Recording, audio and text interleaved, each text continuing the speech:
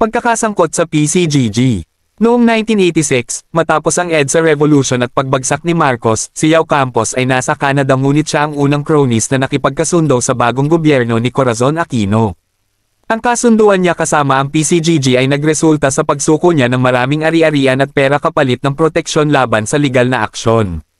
Pamilya at negosyo. Sa kanyang pagkamatay noong ika-1 ng Mayo taong 2006, ang pamilya ni Jose Yao Campos ay naging isa sa pinakamakapangyarihang pamilya sa negosyo sa Pilipinas.